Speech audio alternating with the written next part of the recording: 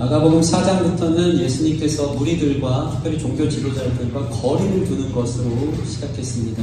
그 거리를 두는 것 중에 가장 큰 특징은 하나님 나라의 말씀을 비유로 설명한다는 것이죠. 비유를 설명한다는 것은 A는 B다 얘기하는데 사실은 더 쉽게 설명하기 위해서 보통 우리가 비유, 예를 들어 설명하지 않습니까? 근데 예수님의 의도는 달랐어요. 비유로 설명해서 못 알아듣게 하려고. 그만큼 거리를 두신 것이죠. 왜 그렇습니까? 하나님의 말씀이 지난 시간 우리가 찾아본 것처럼 하나님의 말씀이 열매 맺기 위해서는 오직 성령의 역사로만 가능한 것이거든요. 성령님만이 하나님의 말씀을 이해 못하는 전적무지와 타락 속에서 마음의 생각이 항상 허망하고 무엇을 듣든지 자기 편의적으로 들을 건 듣고 듣기 싫은 건 걸러버리는 이런 교만한 마음을 성령님께서 새 마음을 부어주실 때만 말씀이 열매 맺기 때문에 성령을 의지하고 성령의 새 마음 부어주기를 기도하는 자들 안에서만 하나님 나라의 비밀을 풀어주시려고 일부러 거리를 두시는 거예요. 다시 말해서 이미 종교 지도자들은 예수님의 말씀을 들을 생각이 없었다는 것이죠. 무슨 말이 들려도 귀를 막고 자신의 가치관, 자신들이 생각하는 메시아관에 빠져 있어서 예수님을 메시아라고 인정할 마음이 전혀 없었기 때문에 예수님은 그때부터 비유로 하나님 나라의 복음에 대해 설명하면서 들을 귀 있는 사람만 듣게 하신 거예요. 하나님 나라의 이 비밀을 깨달을 수 있는 사람에게만 선물로 주시고 이미 그들은 들을 수 없도록 주님께서 단절하셔서 스스로가 죄사함을 얻어 돌이키지 못하게 하도록 하신 무서운 하나님의 예수님의 일종의 선긋기가 시작된 것을 우리는 볼 수 있는 것입니다. 그러므로 여러분들이 같은 말씀을 쉽게 듣더라도 깨닫는다는 것은 다른 거예요. 깨닫는다는 것은 성령께서 여러분 마음 가운데 일하기 시작하여서 말씀을 깨달았다. 이스라엘 사람들은 깨달았다는 것을 듣고 이해하는 수준이 아니고 행함까지 가는 걸 깨달았다 그러거든요. 여러분이 진정 말씀을 깨닫기 원합니다. 이건 누가 하는 것입니까? 성령이 하시는 거예요. 성령님이 여러분 마음 가운데 이 살았고 원동력 있는 좌우의 날성검보다도 예리한 주님의 말씀이 여러분 가운데 심기어지게 하여서 그 생명력으로 열매 맺게 하심을 여러분 믿으시기 바랍니다. 그 겸손한 마음. 그래서 어린아이와 같이 주님보다 앞서지 않고 주님의 말씀이 내 경험보다 내 그동안에 살았던 방식보다 더 온전하고 더 완전하여서 그것을 내가 받아들이기로 마음같이 연하고 부드러운 사람들 안에서 하나님의 나라는 풀어지고 그 안에 예수님께서 역사하는 일들이 일어나기 시작하는 것입니다. 그래서 오늘 여러분 말씀을 들으면서 하나님 나라의 비밀이 오늘 풀어질 때 겸손함으로 듣기를 소원합니다. 여러분의 믿음이 높아져서 자신이 스스로 저 말씀은 맞고 안 맞고 저건 아닌 것 같다. 그런 교만함이 아니고 겸손하게 말씀을 듣고 특별히 성령께서 깨닫게 하시는 거룩한 역사가 있어서 여러분의 삶에 말씀이 한 구절이라도 열매 맺는 저와 여러분 되어지기를 소원합니다. 오늘은 예수님께서 이 하나님 나라의 비밀에 대해서 두 가지 비유를 들어 하나님 나라는 이것과 같다라고 설명해 주십니다. 첫 번째는 하나님 나라는 씨가 자라나는 것과 같다라고 아주 쉬울 것 같지만 이걸 또 깨달아야 되는 거죠. 이렇게 저와 여러분에게 모였던 우리들에게 비유를 들어 설명하기 시작하셨습니다. 26절, 27절 같이 한번 읽겠습니다. 시작. 또 이르시되 하나님의 나라는 사람이 씨를 땅에 뿌린 것 같으니 그가 밤낮 자고 깨고 하는 중에 씨가 나서 자라되 어떻게 그리 되는지를 알지 못하느니라. 아멘. 하나님의 나라는 땅 속에서 자라나는 씨와 같대요. 그게 무엇일까요? 씨를 여러분 땅 속에 심으면 그 안에서 무슨 일이 일어나는지 압니까? 모릅니까? 모릅니다. 특별히 27절에 밤낮 자고 깨고 하다 보면 싹이 어느 날 나온다는 것이죠. 그 안에서 무슨 일이 일어나는지 모르고 변화가 일어나는지조차 모를 만큼 그냥 자고 깨고 하다 보면 주님의 말씀은 생명력이 있어서 어느 날 갑자기 싹이 나고 자라기 시작한다는 것이 하나님 나라의 비유인 것입니다. 여러분, 싹이 어떻게 이 알에서 갑자기 터져서 이삭이 되어지는지에 대해서는 싹이 되어지는 데 대해서 우리는 알 수 없습니다. 그 과정의 변화도 우리 육안으로는 분별이 힘듭니다. 식물이 그렇지 않습니까? 언제 자라는지 모르는데 갑자기 막 열매를 맺고 갑자기 잎사귀가 풍성해지는 것들을 경험하는 것이죠. 물론 과학이 발달해서 무슨 카메라 슈퍼 타임랩스 막 이런 거 틀어놓잖아요. 틀어놓으면 우리 그런 거 보지 않았습니까? 식물이 씨가 심겨져 이제 발화가 돼서 움직이는 것들을 많이 보게 되는 것인데, 사실 실제로는 그 변화를 느낄 수 없을 만큼, 때로는 마치 죽은 것처럼 느낄 만큼 우리의 육안으로는 식물이 자라는 것을, 그 움직임을 볼 수 없다는 것입니다. 그런데 어떻게 변하지 않는 것 같은데 점점 그 수순을 밟아서 싹이 나고 자라서 이삭이 되어져서 열매를 맺게 되는 걸까요? 그것은 바로 그 씨 안에 생명이 있기 때문인 것입니다. 여러분, 하나님 나라는 곧 예수님인 것을 믿으시기 바랍니다. 예수님은 생명이시거든요. 예수님은 말씀을 통해서 여러분을 찾아오시고, 그 말씀이 여러분의 삶에 어떠한 변화를 가져오지 않는 것 같더라도, 그 말씀이 내 삶에 직접적인 능력이 없는 것 같이 그냥 밤낮 자고 깨는 일의 반복 속에 오늘도 듣는 말씀이 저게 정말 내 삶에 능력일까 하는 보여지지 않는 일들이 있다고 여겨질지 모르지만, 여러분이 그러한 믿음이 있기를 원합니다. 하나님의 말씀은 생명이어서 심겨지면 어느 순간 여러분의 삶의 변화로, 자라남으로, 열매로 반드시 열매 맺게 되어 있다는 사실을 여러분 믿으시기 바랍니다. 그래서 우리 일상 속에 여러분이 아무 일이 일어나지 않는 돌고 도는 삶 속에 사는 것 같아도, 오늘 생명의 말씀이 여러분 가운데 심겨져서 그 말씀이 마침내 자라나는 것들을 경험하는 저 여러분들이 되기를 소원합니다. 우리 베드로전서 1장 23절 같이 한번 읽어볼까요?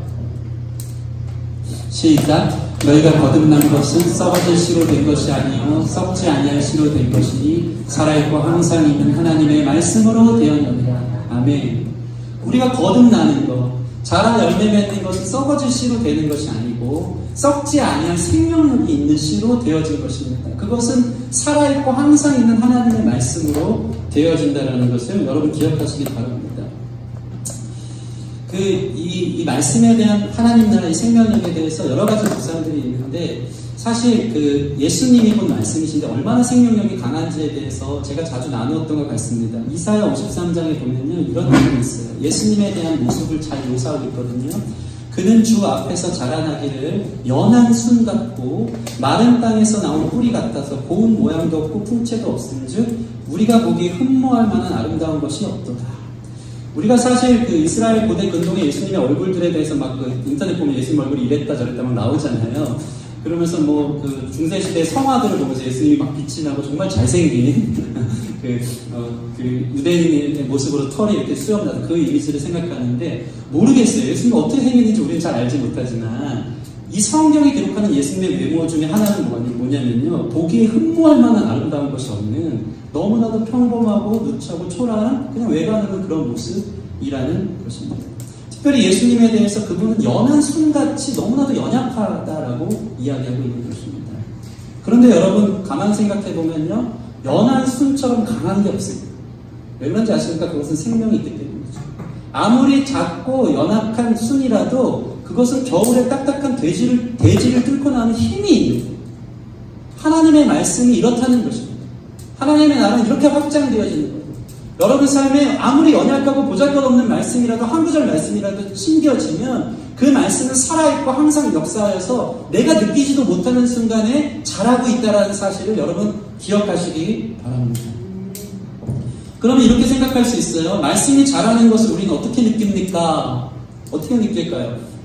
이게 어느 날 보면 조금 자라져 있고 말씀이 이제 있는데, 처음에는 땅속에서 말씀의 씨가 이렇게 탁 터지고 자라는 것을 우리가 못 느끼는데, 말씀이 커지면 커질수록 우리 안에 어떻게 다가오냐면요, 일종의 부담감으로 다가와요. 그게 말씀이 늘 우리 안에 살아있는 사람들의 증거예요. 말씀이 거룩한 부담으로 다가오는 거예요. 들렸던 말씀이 마치 생명이기 때문에, 엄마가 아이를 뵈면 어떤 일이 벌어지냐면요, 아이가 뱄다는 사실을 알려주기 위해서 입덧을 시작하거든요. 엄마는 그 사실을 가지고 내가 임신했구나. 근데 입덧을 한다는 건 뭐냐면 이 안에서 생명이 시작됐다라는 것을 보여주면서 내 생명이 새로운 생명, 그 DNA가 다시 한번 자라면서 서로 저항이 있는 거예요. 그 부담감 속에 입덧이 시작되는 거죠. 다른 생명이 여기서 막 살아나는 거예요.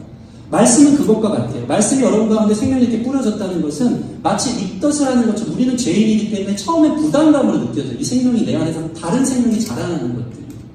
그래서 여러분 삶에 하나님의 나라는 자라는 씨와 같은데, 이것은 말씀인데, 말씀이 심겨진 사람의 첫 번째 특징은요, 말씀이 늘 살아서 나에게 부담을 줘. 이것이 말씀을 만난 사람의 특징이에요. 생명력이 이 안에 있어서 영적 입덧이 시작되는 것처럼 말씀이 자꾸 나에게 말을 걸어오고 그 말씀대로 살기 위한 내 안에 있는 묵상들이 시작되고 또는 거부하기 시작하는 일들이 우리 삶에 반복되어지는 것입니다. 때로는 이런 일이 있어요. 어떤 사람은 그 말씀을 들었는데 부담이 되긴 하는데 끝까지 못 들은 척하고 묻어두는 사람이 있어요. 그런데 여러분 기억하시기 바랍니다. 그 말씀이 실제적으로 여러분 삶에 심겨졌다면 마침내 그 말씀은 여러분의 딱딱한 마음을 뚫어서 열매 맺게 되어질 것입니다. 이 중국의 모소대나무라고 여러분 들어보셨을 거예요. 모소대나무는요 5년 동안 뿌리만 내린대요. 5년 동안. 그러니까 이게 죽었는지 살았는지 알 수가 없는 거예요. 물을 주고 햇빛을 줘도 그게 진짜 살아서 나오는지 안 나오는지 알 수가 없는데 놀라운 것은 5년 만에 싹이 나기 시작하면요 단 6주 만에 하늘에 닿은 듯한 15m에서 20m까지 하루 30cm씩 자란다는 것이죠. 신앙에는 여러 가지 종류의 사람들이 있어요. 말씀의 씨가 밤이나 낮이나 흘러가면서 내 삶에 말씀에 영향력이 있나? 능력이 있나? 하면서 잘 모르겠는데 살다 보니까 어느 순간 그 말씀이 내 삶에 역사하고 있고 이전에 비해서 지금 그 말씀이 나를 얼만큼 많이 변화시켰는지를 경험하는 일들이 있는 신자들이 있어요. 주로 모태신앙들. 늘 막 종교적인 어떤 그 마음을 갖고 앉아서 어찌됐건 말씀을 듣는데 그 말씀 중에 한 구절 말씀이라도 꽂히고 그게 심겨지기 시작하면 10년이고 20년이고 반드시 그 말씀은 열매를 맺는 거예요. 자기도 느끼지 못하는 사이에. 그게 말씀의 능력이에요. 근데 반대로 이 모소대나무 같은 신앙을 가진 사람들이 있어요.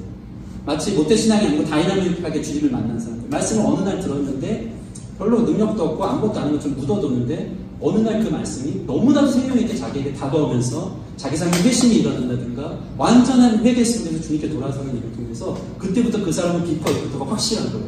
죽은 줄 알았던 말씀인데 갑자기 거기서 대나무처럼 하루에 30cm씩 자라면서 높은 대나무를 만들어내는 일들이 있는 거죠. 여기서 이야기하는 제가 중요한 그 논지는 뭐냐면 여러분의 삶의 말씀이 심겨진다면 그것은 어떤 모양이든지 반드시 자라나서 열매를 맺게 되어져 있다라는 것입니다. 그 생명력 있는 말씀을 성령 안에서 예배 때마다 받을 수 있는 저 여러분들이 되어지기를 소원합니다. 우리 28절 29절 같이 읽겠습니다. 28절 29절 시작. 땅이 스스로 열매를 맺되 처음에는 싹이요 다음에는 이삭이요 그 다음에는 이삭의 충실한 곡식이라 열매가 익으면 곧 나설 때나니 이는 추수할 때가 이르렀습니다. 특별히 말씀이 자라서 어떤 방식으로 열매까지 이르게 하냐면 너무나도 자연스러운 비유 아닙니까? 땅이 스스로 열매를 맺기 위해서 처음에는 싹이 나고 그 다음에는 이삭이 난다는 거죠. 이삭이 뭐냐면요 그냥 열매의 한 부분을 얘기하는 것이 아니고 꽃이 피면 꽃대의 끝이 이렇게 딱딱해지면서 꽃잎이 떨어져서 그 안에 수많은 알곡들이 이제 맺히기 위한 방을 만드는 게 이삭인 거예요.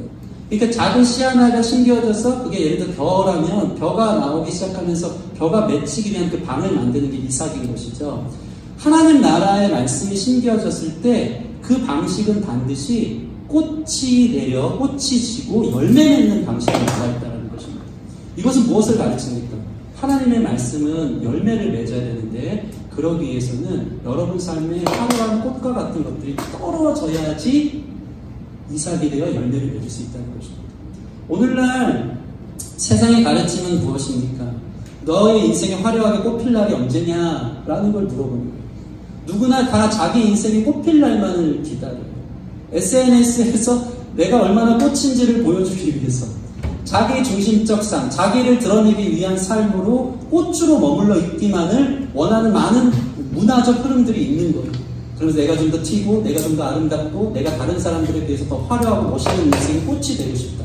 그러나 성경이 얘기하는 열매는 꽃잎이 지고 이삭이 맺혀져서 내가 죽어 다른 사람들을 살려내는 열매로 나아가는 것. 이것이 하나님 나라의 법칙이고 이것이 가장 가치 있는 것입니다. 여러분이 자아실현을 하는 것, 무슨 직업을 갖고 돈을 얼마큼 많이 벌어서 여러분이 꽃이 되어지는 것으로 끝나지 않기를 소원합니다. 그 꽃이 화려한 꽃이 되어져도 괜찮은데 마침내 그 꽃이 져서 꽃잎이 떨어져서 열매 맺는 데로 이르는 것이 그리스도인으로 부르신 삶의 목적이라는 사실을 기억하시기 바랍니다. 여러분의 꽃과 같은 젊음도 여러분의 꽃과 같은 물질을 버는 일들, 그 모든 것들이 꽃잎이 떨어져 희생하여 열매 맺게 하기 위한 과정이라는 사실들을 여러분들이 기억하시기를 바랍니다. 두 번째 비유는 무엇이냐면 겨자씨 비유입니다. 우리 30절에서 32절 같이 한번 읽겠습니다. 시작.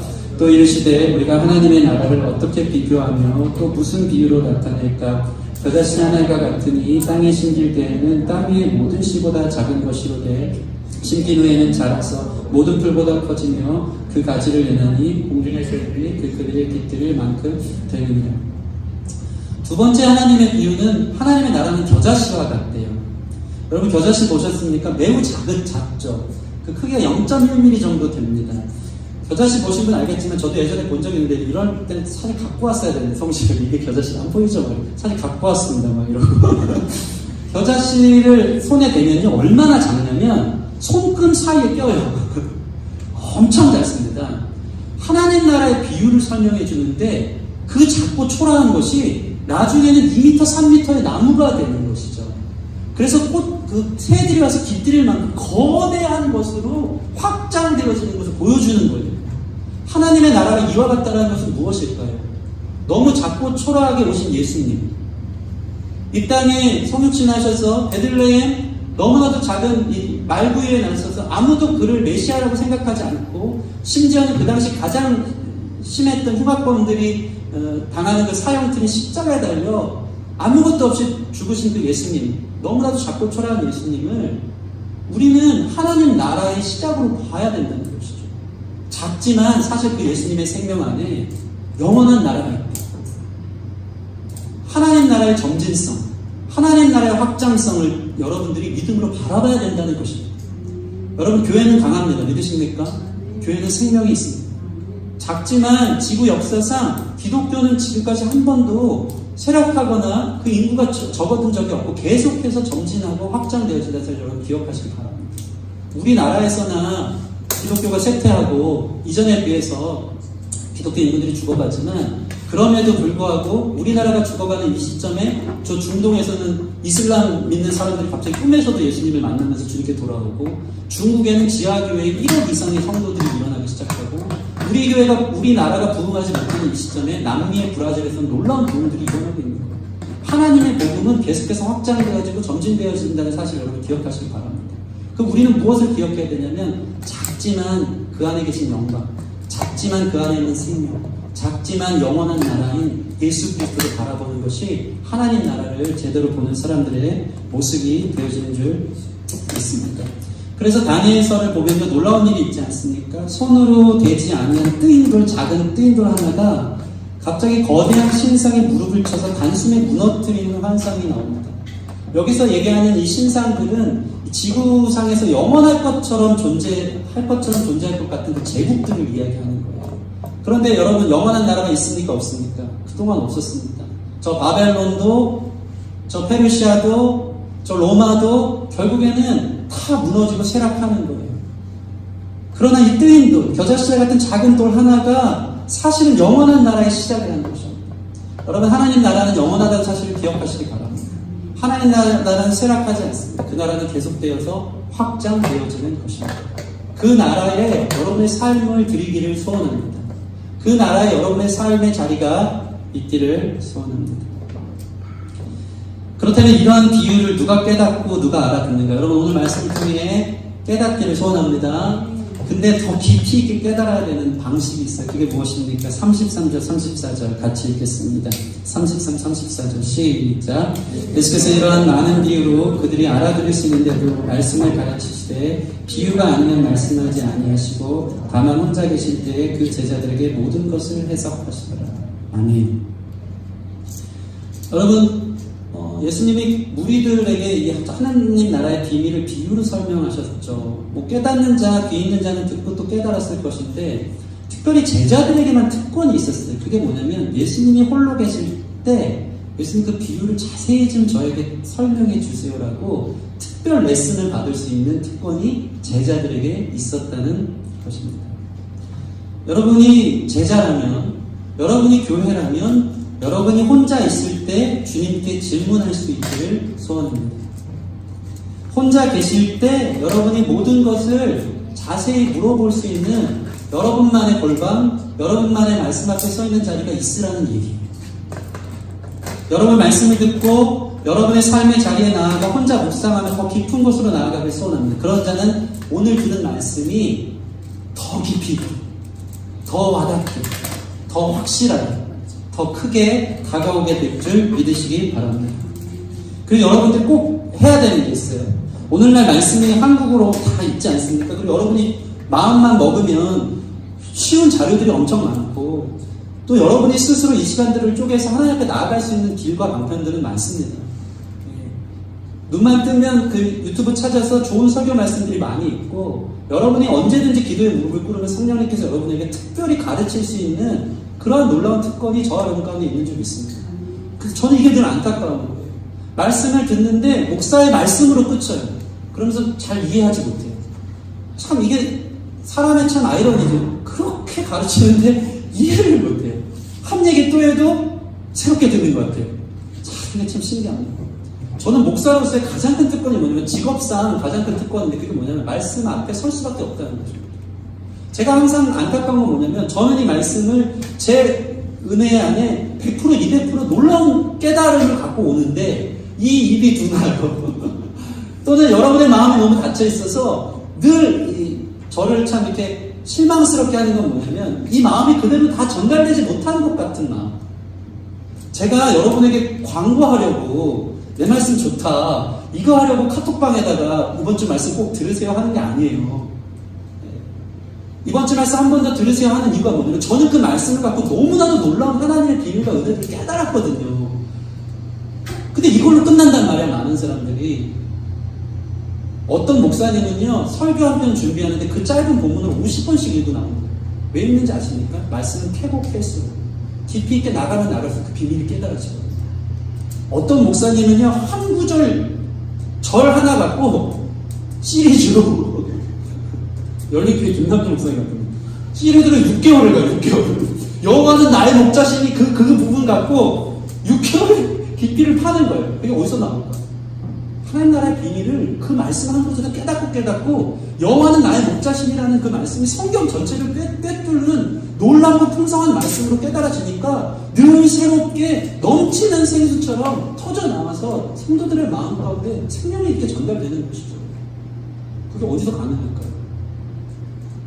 삶의 자리에서 시간을 들여서 깊이 있게 말씀을 묵상하면서 이 목사님 하신 말씀인데 맞나 안 맞나 찾아가기 시작하면서 이 은혜가 여기도 있고 내게도 말씀해 주십니다.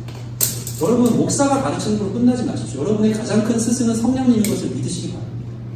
시편 119편에 이런 말씀이 있어요. 97절에서 100절 말씀 같이 읽을까요? 시작. 내가 주의 법을 어찌 그리 사랑하는지요 내가 그것을 종일 작은 소리로 읊조리나이다. 주의 계명들이 항상 나와 함께하므로 그것들이 나를 원수보다 지혜롭게 하나이다. 내가 주의 증거들을 늘 읊조림으로 나의 명철함이 나의 모든 스승보다 나으며 주의 법도들을 지킴으로 나의 명철함이 노인보다 나으니이다. 여러분 주님의 말씀은 여러분 삶의 기리요 빛이 되는 사실을 기억하시기 바랍니다. 이 말씀을 보세요. 나를 원수보다 지혜롭게 하는 세상 문화, 세상 가르침에 늘 휘둘리면서 내 인생의 성공은 어디 있고 나는 왜 이렇게 흑수저고 늘 그 비교 속에 있는 사람들 원수들의 교훈과 가르침 속에서 휘둘릴 때 하나님 말씀 앞에 서는 사람은요 원수보다 지혜롭게 해요. 세상 그렇게 사는 거 아니야. 하나님 나라가 있어. 작지만 그 나라는 계속 확장되고 있고 그 영광을 바라보는 것이 그 땅에서 가장 가치 있고 소중한 일이라고 지혜롭게 말할 수 있는 사람이 능력이 어디서 생깁니까? 여러분이 말씀 앞에 엎드릴 때. 특별히 여기 말씀에 중요한 게 있어요. 나의 명철함이 나의 모든 스승보다 낫대요. 여러분이 여기에 이르기를 소원합니다. 목사가 스승이고 가르치는 자라면요 여러분 안에 있는 성령님께서는요 여러분이 홀로 묵상하는 그 자리에서 무릎을 치며 깨닫는 그 은혜 속에서 나의 명철함이 스승보다 낫게 된 놀라운 지혜로 삶을 통찰력 있게 하나님 나라 같이 살아가게 된다는 것이죠. 특별히 나의 명철함이 뭐보다 나아요? 노인보다 나아요. 오래 산 경험이 많은 장로들보다도 성령님께서 가르친 말씀 한 구절이 나의 길을 인도하신 걸 믿고 그 사람들 의지하고 사람 찾아다니는 게 아니고 말씀의 인도함을 받는 그 명철함이 스스로 골방에서 예수님 혼자 계실 때 가서 물어보는 사람들에게 주어지는 놀라운 비밀을 피워내는 특권이라는 것입니다. 여러분, 오늘날 많은 신자들은요, 이 시대의 진리를 가장 대적하는 것은 비진리가 아니에요. 이 시대의 진리를 가장 대적하는 것은 진리에 대한 무관심입니다. 진리에 대한 무관심. 관심 없어요. 말씀 듣고 예배 때 와서 1시간 때우고 가면 종교적 의무를 다 했다고 생각해요. 괜찮은 신자라고 생각해요. 말씀 한 구절도 캐고 그 말씀 앞에 엎드리는 사람이 없어요. 사실은 관심이 없는 거예요. 그러니까 그 모양 그 꼴로 사는 거예요. 무관심. 이 시편 119편 말씀을 보면요, 아까도 제가 찬양할 때 약간 그 멘트에 넣었는데, 완고함은 곧 마음에 기름이 꼈다는 표현이에요. 가난한 마음은요, 주님의 말씀을 찾고 그 말씀 흡수되어져요.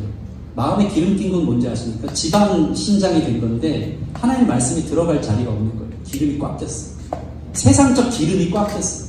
무관심하고 세상적 가치의 기름이 꽉 끼고 세상 때 세상에서 꽃이 되어지길 원하고 세상 영광, 세상 성공에만 관심 있지, 나 자신의 어떠한 관심 있지, 이 기름이 꽉 껴버려가지고 말씀이 들어갈 자리가 없어요. 무릎 꿇을 자리가 없는 거예요. 필요한 건 무엇입니까? 하나님의 비밀은 비유가 있다. 그 비유를 어디서 풀어주십니까? 여러분이 주님의 말씀을 듣을 때 성령께서 해답하는 놀라운 역사가 있습니다. 이것을 경험하라는 거예요. 말씀을 마치겠습니다. 마치 제가 이 하나님 나라의 비밀 이제 1, 2 이렇게 원투로 나누면서 설명하면서 하나님이 우리와 숨바꼭질 하는 것 같은 생각이 들었어요. 이 숨바꼭질의 목적이 뭘까요? 숨바꼭질의 목적. 술래가 숨은 사람을 찾아내는 거에 목적이 있고, 숨은 사람도요, 찾아지도록 사실은 기다리고 있는 거예요. 만약에 어떤 아이와, 그러니까 제가 제 승리랑 술래잡기를 하는데, 승리가 죽어도 못 찾게 어디 한 곳에 꽁꽁 숨어 있으면 그건 진짜 나쁜 아빠죠. 그죠? 술래잡기의 목적은 발견되는 데 있는 거예요. 하나님이 술래잡기 하는 거예요. 그건 하나님 나라의 비밀과 같아요. 여러분이 하나님 나라를 찾잖아요. 순례를 찾잖아요. 하나님이 숨어 있어요, 사실은. 근데 잘 찾을 수 있게, 어린아이 같은 우리가 잘 찾을 수 있게, 못 찾고 울면은 문소리를 조금씩 내. 문 뒤에 숨어서 삐걱삐걱 여기 있다 하든가, 아니면 발을 조금 내놔. 찾을 수 있게. 하나님은 그렇게 우리를 기다리시는 분이십니다. 우리 삶의 문제들, 어려움들 속에 여러분 다른 데 가서 탄식하고 다른 사람들이랑 풀지 말고 말씀 앞으로 나오면 하나님께서 숨기는 것을 드러내시고 선물로 주시는 것을 경험하게 될 줄 믿습니다. 숨바꼭질의 주님, 순례를 찾으세요. 그것은 여러분이 홀로 하나님과 함께 있는 그 자리에서 시작되어진다는 것입니다. 여러분, 하나님 나라는 비밀입니다. 겨자씨 같아 작아서 찾지 않으면 발견되지 않지만 찾는 자들에게는 그 안에 있는 놀라운 점진성, 확장, 그 생명력을 보게 되어지는 것입니다. 자라나는 씨같이 언제 자라는지, 열매가 언제 맺는지 알지 못하지만 하나님 말씀 안에 있는 사람은요, 스스로 그 말씀의 부담감을 느끼며 말씀과 동행하며 변화되어지는 나 자신을 보게 된다는 것입니다. 진리에 무관심한 여러분들이 계시다면 오늘 이 말씀을 통해 어렵죠. 그러나 다시 한번 말씀 앞에, 기도의 자리 앞에 엎드리기를 소원합니다. 제가 사실 마음 같아서는 지난번에 제가 세미나를 하나 갔었는데, 말씀을 낭독하라라는 이제 질프리 아서스인가 하는 미국의 신학자의 이제 말씀 초청 세미나를 갔었는데, 저는 그런데 가면요 진짜 열심히 공부해요. 공부를 젊었을 때 안 해서 그런지 몰라도 한 구절 말씀도 놓치지 않고 다 외우려고 그걸 다 일일이 써가면서 노트북에 적어가면서, 그 노트북 놓을 자리도 아니에요. 이렇게 회중 이렇게 막 영화 보듯이 이런 자리도 혼자 노트북 이렇게 올려놓고 이러고 쓰면서. 근데 왜 쓴지 아십니까? 여러분 알려주고 싶어서. 저한테는 그 말씀을 먹으라, 말씀을 낭독하라, 이 말씀 들으면서 우리 회중들에게 좀 알려주고 싶고, 우리 교인들에게 알려주고 싶다는 마음으로 다 준비해가지고 그 말씀 그대로 토시 하나 틀리지 않고 여러분에게 다시 전달자로, 세미나로 열어주고 싶은 마음이 있는 거예요. 그만큼 말씀이 주는 어떤 특권과 은혜를 저는 누리고 또 여러분도 누리고 있다고 믿는데, 그 깊이 안으로, 그 깊은 바다로 나아가서 주님께서 기다리시는 그 비밀이 여러분에게만 이렇게 풀어지는 것들을 경험하기를 주님의 이름으로 축원합니다. 우리 같이 찬양하고 기도하는 시간 갖겠습니다. 약할 때 강한 대신 때 찬양할까요?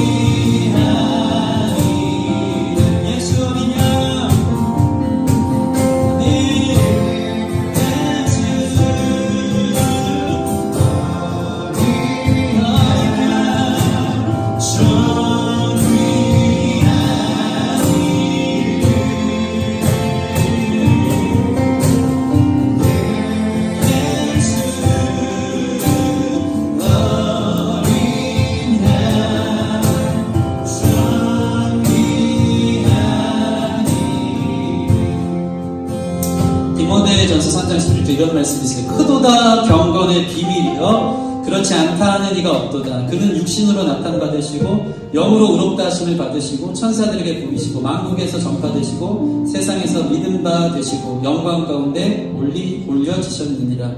여러분, 예수님이 여러분 삶에 가장 존귀한 이름이 되어지십니까? 어떻게 그게 가능할까요?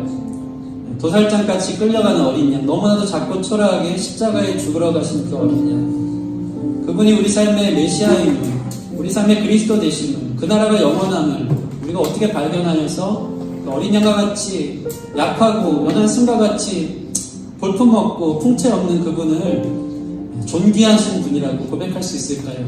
그것은 말씀의 비밀을 깨달은 사람만 할 수 있는 것입니다.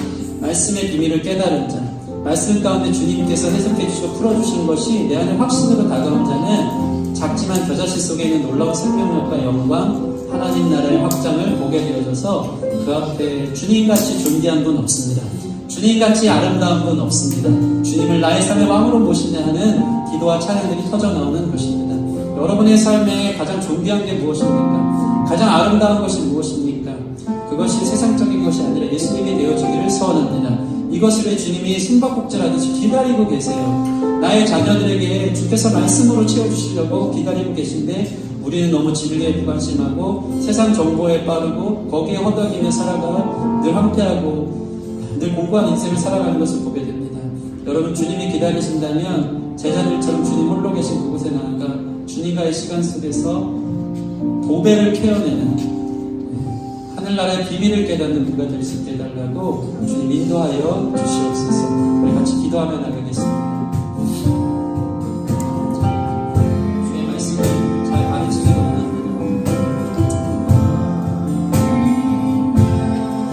아버지,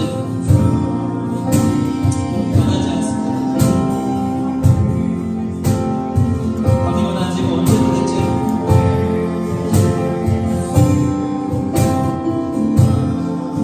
사랑하는 시간 보면 힘들잖아. 힘들어지면서 여기서 생각하는 우리는 얼마큼 변했습니까? 우리는 얼마큼 주님을 기대합니까? 세상이 보이지. 5시간이 자꾸 저는 주님 너무 부끄럽고 주님을 따르는 것은 너무나도 초라하고 거기에 생명을 얻을 리가 없습니다. 내가 그렇습니다. 그 고백을 기억하는 자는 삶을 죽기까지 주님을 섬기며 그 길을 걸어가는 인생이 되어집니다. 아버지 주님을 믿는다고 하면서도 주의 영광을 보지 못한 비밀 가운데 감춰지는 자들은 아니지요. 오늘 이 말씀이 우리 가운데 심겨지게 하여 주시옵소서. 하늘만을 역사 마음의 기름 있게 우리 자신의 마음을 새 마음으로 부어주세요. 주의 말씀이 심겨져 사랑을 믿는 우리 성도들의 삶이 되어지기를 원합니다. 주여 도와주시옵소서. 하나님 나라를 경험하고 예수님의 임재하심을 우리 삶 속에서 믿음으로 살아가며 경험하기를 원합니다. 주님 도와주시옵소서. 인도하여 주시옵소서. 도와주시옵소서. 도와주시옵소서.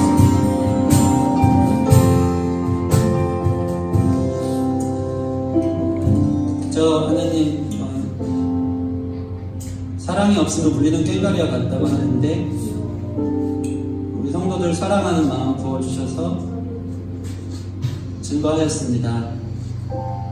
울리는 꽹과리 허공을 치는 귀를 닫고 또 날아가는 말씀의 씨가 되어지지 않기를 소원합니다.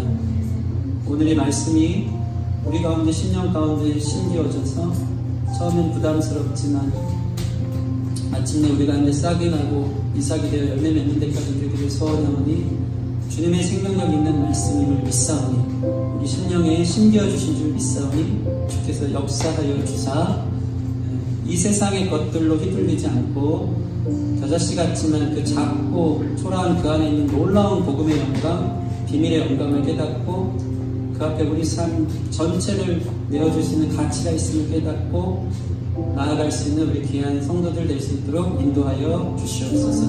그래서 하나님 나라가 우리 가운데 경험되어지고 영원한 소망으로 발견되어지며 예수님을 쫓아 예수님 우리 삶의 가장 존귀한 이름을 믿고 살아갈 수 있는 우리가 되어지기를 소원합니다. 그렇게 우리 가운데 역사하실 주님을 믿습니다. 비밀을 주님께서 풀어주시려고 기다리고 계신 줄 믿습니다. 삶의 자리에서 다시 시작하기를 원합니다.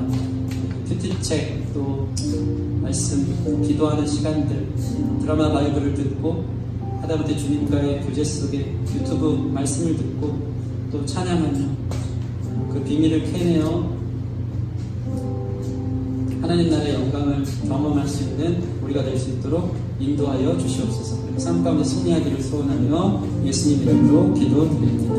아멘.